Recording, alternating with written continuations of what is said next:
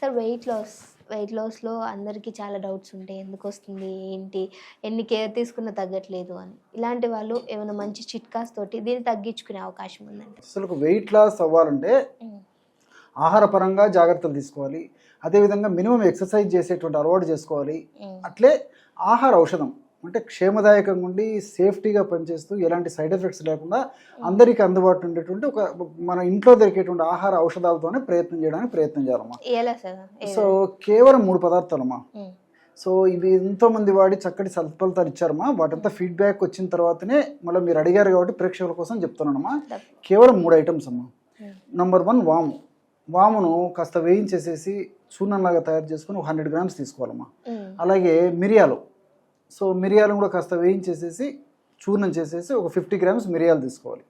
అదేవిధంగా సాల్ట్ అమ్మా, మన ఇంట్లో వాడేటువంటి ఉప్పు, అదొక 25 గ్రామ్స్ తీసుకోవాలి.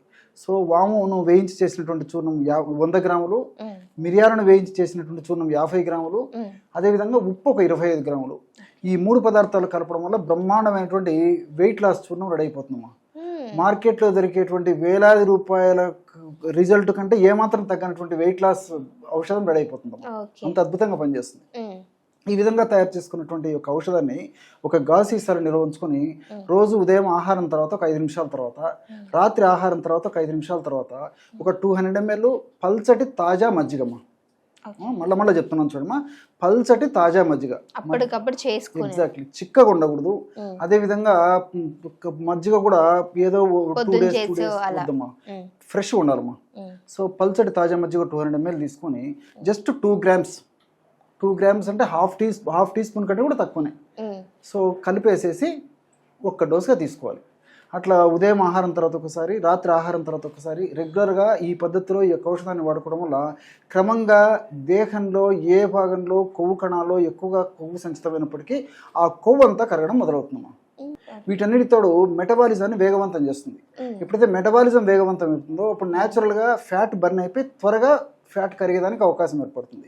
సో ఈ విధంగా మల్టిపుల్ బెనిఫిట్స్ ఈ వామ్ వల్ల ఉంటాయమ్మా. అట్లే మిరియాలమ్మా. మిరియాలలో పెప్పరిన్ అనేటువంటి ఆల్కలాయిడ్ ఉందమ్మా. సో ఈ పెప్పరిన్ అనేటువంటి ఈ యొక్క ఆల్కలాయిడ్ మిరియాలు ఉండడం వల్ల ఈ యొక్క ఆల్కలాయిడ్ ప్రభావం చేత ఇది కూడా మెటబాలిజాన్ని చాలా వేగవంతం చేస్తుంది. సో సర్వసాధారణంగా వెయిట్ ఉన్నటువంటి వాళ్ళలో మెటబాలిజం చాలా మందకొడిగా, స్తబ్దుగా, చాలా స్లోగా ఉంటుందమ్మా. దీనివల్లనే వెయిట్ మరీ పెరిగిపోతుంటారు. ఎప్పుడైతే జీవన క్రియలు వేగవంతం అవుతాయో, జీవన క్రియల్లో భాగంగా వేగవంతమైనటువంటి అది యొక్క దశలో క్రియలో భాగంగా సో ఈ యొక్క ఇది కూడా పెరిగిపోతుంది. మెటబాలిక్ రేట్ పెరుగుతుంది. సో మెటబాలిక్ రేట్ ఎప్పుడైతే పెరిగిపోతుందో అప్పుడు ఈ యొక్క ఫ్యాట్ కరగడం మొదలైపోతుంది. సో ఇంకోటి అంటే ఈ పెప్పరిన్ అనేటువంటి ఆల్కలాయిడ్ యొక్క మరొక సుగుణం ఏంటంటే రక్తనాళాలను వ్యాకోచపరిచేసేసి సర్వసాధారణంగా ఈ వెయిట్ ఉన్నటువంటి వాళ్ళలో రక్తనాళాలు సంకోచ వ్యాకోచాలు సరిగ్గా ఉండడం చేత భవిష్యత్తులో బీపీ లాంటి జబ్బులు కూడా వచ్చేటువంటి అవకాశం ఉంది. అదే రక్తనాళాలకు సంబంధించిన జబ్బులు వచ్చేటువంటి అవకాశం ఉంటుంది. కాబట్టి రక్తనాళాలను వ్యాకోచింపజేసేసి రక్త సరఫరా సజావుగా ఈ కణాలకు, కణజాలాలకు జరిగేట్లు చేసేస్తున్నాము. సో మిరియాలు ఉన్నటువంటి పెప్పరిన్ యొక్క గుణం అదనమాట. సో దానివల్ల ఏంటంటే మరి రక్తనాళాలు సంకోచ వ్యాకోచాలు బాగా జరగడం వల్ల, రక్త సరఫరా బాగా జరగడం వల్ల ఈ యొక్క ఫ్యాట్ కణాలకు కూడా రక్త సరఫరా బాగా జరిగి మంచి ఆక్సిజన్ జరిగి మంచి పోషకాలు అక్కడ అందేసి అక్కడ తయారైనటువంటి చెడు పదార్థాలను బయటకు వచ్చేదానికి అవకాశం ఏర్పడుతుంది. దీనికి తోడు ఉప్పు శత్రువు అని చెప్పేసి చెప్తుంటారమ్మా. కానీ అది మిత్రువు కూడా అని చెప్పుకోవచ్చు.